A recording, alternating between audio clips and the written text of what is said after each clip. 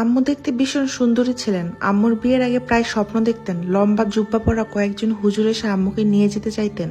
এইভাবে একবার আম্মুর বিয়ের 2 মাস আগে স্বপ্ন দেখেন 7জন লম্বা জুব্বা পাগড়ি পরা হুজুর এসে আমার নানির বাড়ির পশ্চিম দিকে নারিকেল গাছের পাশের পুকুরটাতে অজু করে নারিকেল গাছের নিচে নামাজ পড়েন। তারপর তারা কথা বলতে থাকেন, তারা আম্মুকে নিয়ে যাবে।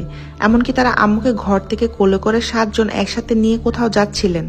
তখন আম্মু কান্না করছে আর বলছে, আম্মা আমারে নিয়ে যাইতেছে, আমারে বাঁচাও। আম্মুর কান্না দেখে সেই 7জনের 4জন একমত হয়ে বললেন, মেয়েটাকে রাইখা যা, মেয়েটা কান্না করতেছে, মাটাও সকালে উঠে কান্না করবে, একা হয়ে যাইব, থাক রাইখা যা। বাকি 3জন নিয়ে যেতে চাইলেও ওই 4জন বাকিদের রাজি করা রেখে যাওয়ার জন্য। অবশেষে তারা রাজিও হয়। আর তারপর তারা আম্মুকে আবার ঘরের ঠিক আগের জায়গায় রেখে যান।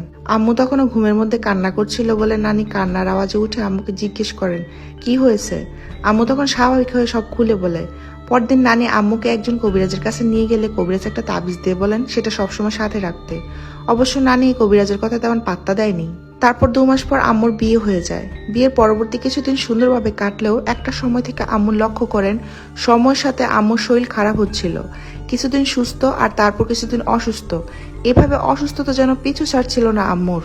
এক পর্যায়ে প্রায় 6 মাস পর আম্মু স্বপ্ন দেখেন একজন বৃদ্ধ মহিলা আমার দাদুর বাড়ির সামনে রাস্তার পাশের নারিকেল গাছের নিচে দাঁড়িয়ে কোমরে হাত দিয়ে আম্মুকে বলছেন, আরে তোর তো শেষ করে দিল, তুই কবিরাজ দেখাস না কেন? তোরে তো মাইরা ফেলবো, মেয়াদ তো শেষ হয়ে যাইতেছে, তুই তাড়াতাড়ি কবিরাজ দেখা।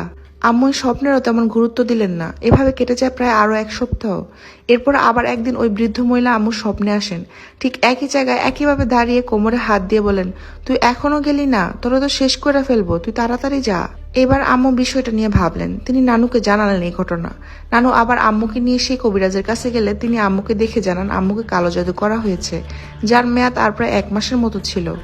আর তারপর আম্মু হয়তো মারা যেত। জাদু উঠানো হলো সেবার, এবং তার পরবর্তী সময় জানা যায় জাদুটা আমার দাদি ও হুহু করেছিলেন।